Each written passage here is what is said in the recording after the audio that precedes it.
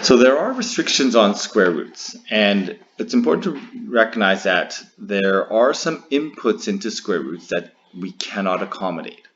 So for example, when we try to square root negative 25, okay, that's a problem because we cannot, when we talk about negative 25 in terms of our models, well, first of all, it's very difficult to accommodate in our model of the inside is area and the square root represents side length because there's no such thing as an area of negative 25 meters squared.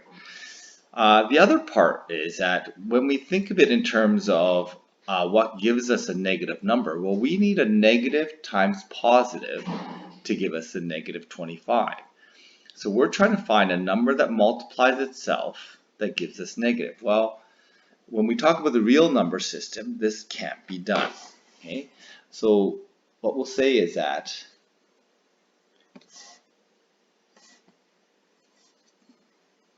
there is no number, I'm going to clarify this, no real number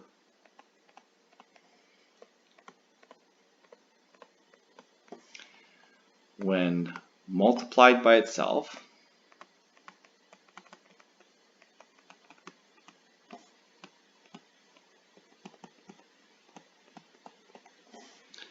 that gives us a negative.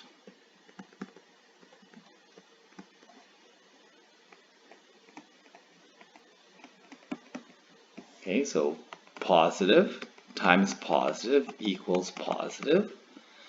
Negative times negative gives us positive. Okay, so another way we can say this also is there is no, and I'm just going to write this as a separate point, but this is the same thing, no number squared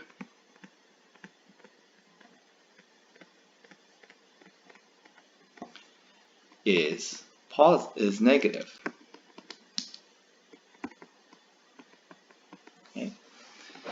Okay, so there's a bit of a problem there. Okay, so there are some restrictions to the domain of square roots. We cannot square root negative numbers.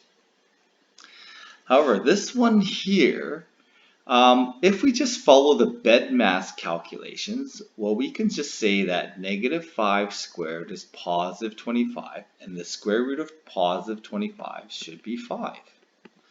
Which is true. Okay, this is a fact true, because remember that this is a principal square root and it gives us a side length of a square when the area, although we started with negative 5, the area was positive 25 and we can make that into a positive, which is perfectly fine. Well, one thing to note is that this square root and squared didn't just undo itself and give us the original negative 5 that we started with. Okay, so there is this problems. It's a minor problem, but something that we should be aware of is that the square and square root are not perfect opposites of each other. Okay, and the other thing here as well, when we solve this, okay, if I were to just square root this and say, well, I'm going to square root both sides, we get x equals 5. Okay, well, this is not the solution to x squared equals 25 because 5 is not the only number squared that gives us 25.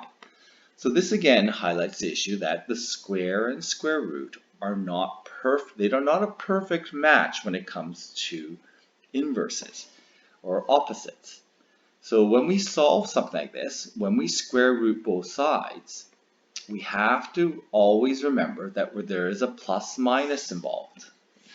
Okay, we have to accommodate the other part, the negative part, which does not necessarily show up in the principal square root. And this is the problem with the square root, is that it doesn't quite match the opposite of a parabola or square. So the solution to this is the answer to x squared equals 25 really is positive and negative 5. There's two answers. Because when I plug it back in, negative 5 squared equals 25, positive 5 squared equals 25. And so there is this issue when we undo squares, we have to remember that the square root only gives half the story, so we have to do plus minus square root. And this is the issue when, this is why we have to be a little bit careful and understand that there is a slight difference in that the square root and the square are not perfect opposites of each other. Okay, so just something you need to be aware of, and just remember, how would you remember? Okay, so the one thing you can think of is, and you can come up with your own, but this is how I think of it, is that when we square the answer or calculation to square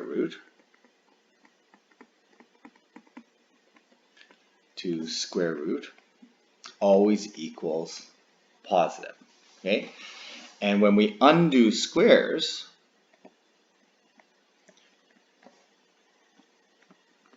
or when we do the opposite of squares,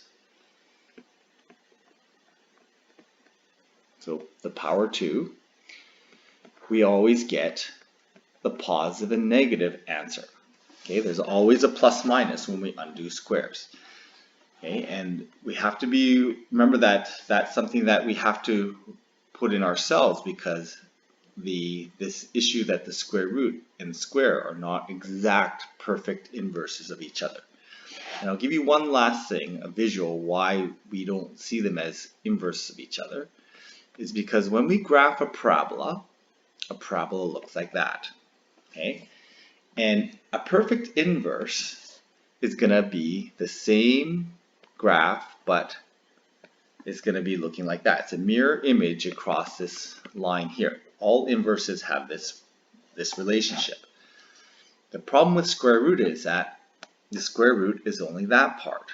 But if we want to undo the square, we have to remember that there is not just the positive, which I've drawn in orange, but also the negative that we have to accommodate for.